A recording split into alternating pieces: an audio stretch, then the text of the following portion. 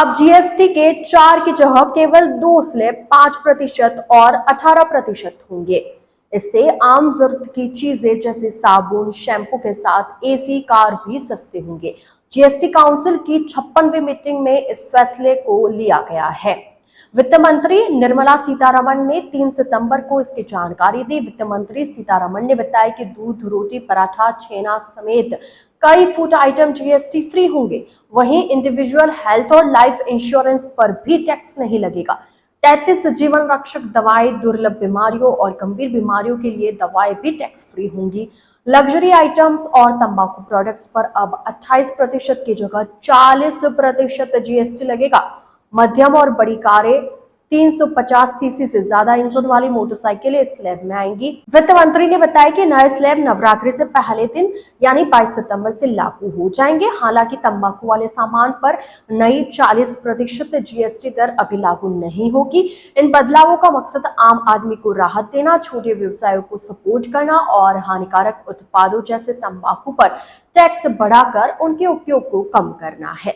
वित्त मंत्री निर्मला सीतारमण ने बताया कि अब जीएसटी के 5, 12, 18 और 28% के स्लैब को घटाकर 2 कर दिया गया है। अब सिर्फ 5 और 18% का स्लैब होगा।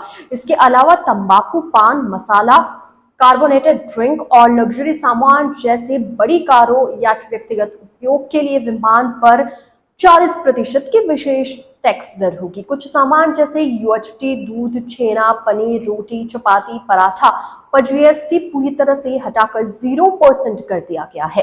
तंबाकू को छोड़कर नई दरें 22 सितंबर से लागू हो जाएगी। किसानों के लिए ट्रैक्टर, खेती, बागवानी की मशीनें, हार्वेस्टिंग मशीनें और कंपोस्टिंग मशीनों पर जीएसटी 12% से घटकर 5% हुआ है। 12 जैव कीटनाशकों पर भी टैक्स 12% से 5% हुआ है, जिससे खेती सस्ती होगी। वहीं उद्योगों के लिए टेक्सटाइल, मानव निर्मित फाइबर 18 से 5% और यार्न 12 से 5% पर टैक्स कम होने से कपड़ा उद्योग को बढ़ावा मिलेगा। उर्वरक, सल्फ्यूरिक एसिड, नाइट्रिक एसिड और अमोनिया पर जीएसटी 18 से 5% हुआ है, जिससे उर्वरक सस्ते होंगे। नवीनीकरण ऊर्जा, बायोगैस प्लांट, पवन चक्की, सौर कुकर और सौर वाटर हीटर पर जीएसटी 12 से 5% हुआ। हस्तशिल्प, मार्बल, ग्रेनाइट ब्लॉक और चमड़े के सामान पर टैक्स 12 से 5% हुआ, जिससे श्रम आधारित उद्योगों को फायदा होगा। ऑटोमोटिव, छोटी कारें, मोटरसाइकिल, 350 सीसी तक बसें, ट्रक और ऑटो पार्ट्स सरकार ने 1 जुलाई 2017 को देश भर में जीएसटी लागू किया था। इसके बाद केंद्र और राज्य सरकारों के 17 करों और 13 उपकरों को हटा दिया गया था। जीएसटी के 7 साल पूरे होने पर वित्त मंत्रालय ने पिछले 7 वर्षों के दौरान हासिल की गई उपलब्धियों को लेकर पोस्ट किया। जीएसटी एक इनडायरेक्ट टैक्स है। इसे कई तरह के इनडायरेक्ट टैक्स जैसे VAT, service tax, purchase tax, excise duty को रिप्लेस करने के लिए 2017 में लागू किया गया था।